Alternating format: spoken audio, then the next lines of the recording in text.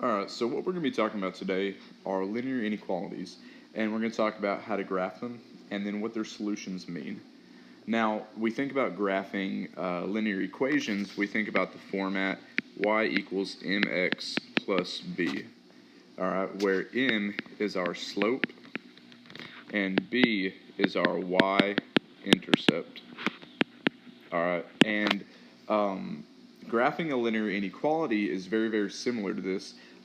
Really, the main difference is just the meaning of the solutions. Okay, and so what we'll do is we're going to go through a few different linear inequalities, and I'll show you just kind of how we graph them and how we interpret the results. Okay, so let's go ahead and do. Let me give our first inequality.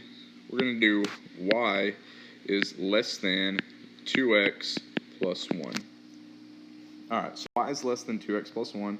And now what this 2 is right here, that is our slope. Okay, and really it can be written as the fraction 2 over 1, where 2 tells us how far up we go, and 1 tells us how far to the right we go from the last point we're at. Okay, and then the 1 right here is our y-intercept. So to graph these is essentially just like graphing a linear equation. And so what we can do is we can start at our y-intercept. Okay, our y-intercept is 1 right here. And so we'll just go to the y-axis. We'll put a point at 1. Okay, so that'd be right here. Now the full coordinate point for that is 0, 1.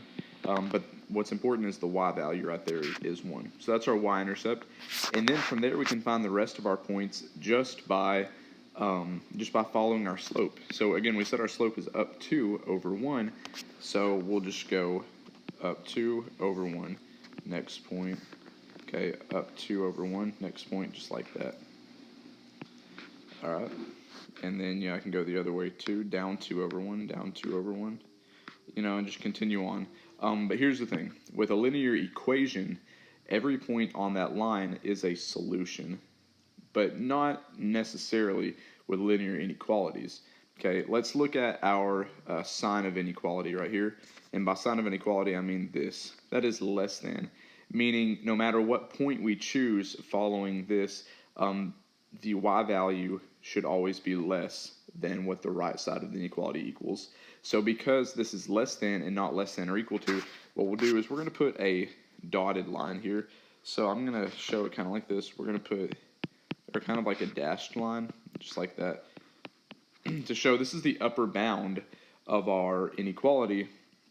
And now since y is less than, a lot of times what you'll have to do, or be asked to do when you graph this, is shade in all the areas of what could be the solution for this inequality. Now because y is less than, we're going to shade the side of the line that has the lesser y values that continue to decrease. And that's going to be this side of the line. Because if you look at the y-axis, this is the side that the y-axis continues to go down. So this essentially is graphed right here. You could top it off with some arrows, okay, just like that. But this is correctly graphed. This is y is less than 2x plus 1. And so a couple ways it differs from the linear equations we're talking about. Okay, when you graph a linear equation, all the points on the line are the only solutions. Okay, but now with linear inequalities, it's all the points that are less than this line that we've graphed that work as solutions. And so you say, well, what do we mean by solutions? Well, let's talk about that now, because that's the really important part about this, is being able to understand and interpret our solutions. So what we're going to do is we're going to go to this section where we're going to go to this section right here where it's all shaded in, and we're just going to pick a random point. So I'm just going to pick, 3, 1. So this is our point 3, 1. Now the 3 is our x value, and the 1 is our y value. What we should be able to do is we should be able to plug these two values in right here. We should be able to plug them into our linear inequality, and it should make it true. And by true, I mean the left side should be less than the right side. And let's check that. So instead of 1, we're going to put instead of y, we're going to put a 1. So 1 is less than 2x. Now 2x will be 2 times 3, then the plus 1. So that simplifies to 1 is less than 6 plus 1, so 1 is less than 7. Now that's a true statement. So what that means is this point right here, 3 comma 1, that is a solution to this linear inequality. Now what that means as a whole is that every single point within this area and beyond, all down in here too, if the graph were to continue, those are all solutions, okay, meaning it'll make the left side less than the right side of the inequality. Now, notice how we have a dashed line here. That means any point along this line won't work. Okay, it will not work. What any point along this line that we've graphed will do is make the left side equal to the right side. And now we can't have that with this inequality because it is y is only less than 2x plus 1. Y is not less than or equal to. It is only less than. Okay, so let's do another example now in which we might see, if this will erase, in which we might see some different circumstances. All right, so we're going to do another linear inequality. Okay, and this next one is going to be y is greater than or equal to negative x plus 2. All right, y is greater than or equal to negative x plus 2. So first things first, let's graph this just like we would a linear equation. So we're going to do our y-intercept first. Okay, so our y-intercept is that plus 2, that positive 2. So the point would be 0, 2, because the x is always equal to 0 when you're at your y-intercept, and vice versa for your x-intercept. But now we're going to look at our slope. So our slope is negative x. Now the slope is going to be the coefficient in front of x. So if we don't specifically have a number given to us, it's assumed that there is a 1 right there, but not just a 1, it's going to be a negative 1. So our slope is negative 1 over 1, which means we're going to go down 1, then to the right 1, based off of our y-intercept. Okay, so it'll be our next point, and essentially it's just going to be all these right here, just like this. All right. Now this linear inequality is going to differ from the one we just did because y is not just greater than, but it also is equal to the right side. Okay, so what we're going to do is we're going to do a fully solid line here instead of a dashed line like we did last time. We have a fully solid line, so this looks like a linear equation rather than a linear inequality, but we're still going to shade. Now we're going to shade wherever y is greater than, okay, or wherever y increases. So if you see how it says y is greater than, well, we're going to look at the y-axis on the side that increases, so we're going to shade this side. Okay, and that's how we would fully correctly graph a linear inequality like this.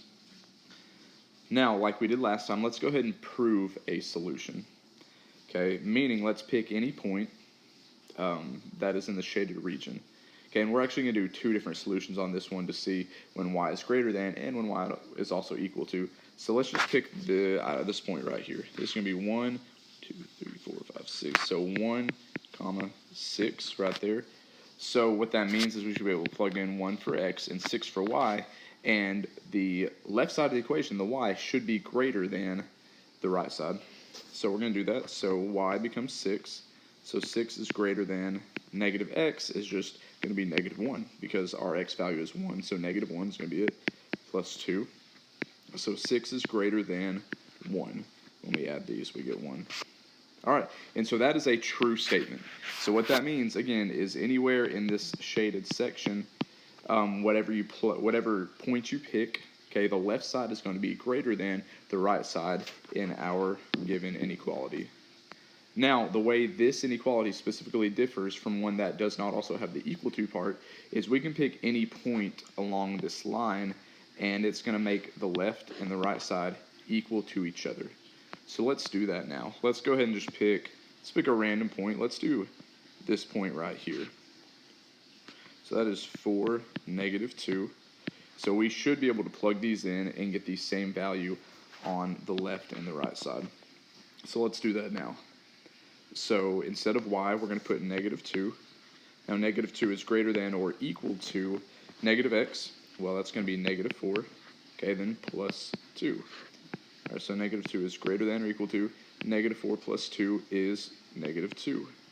So we see how we get the same value on both sides. That's exactly what it means to have this filled in solid line on both sides. So that works as well. So if you pick a value in the shaded in region, you're going to get an equation that makes this part of the inequality true, or sorry, inequality. And then if you pick something along the line itself, it's going to make the equal to part of the inequality true.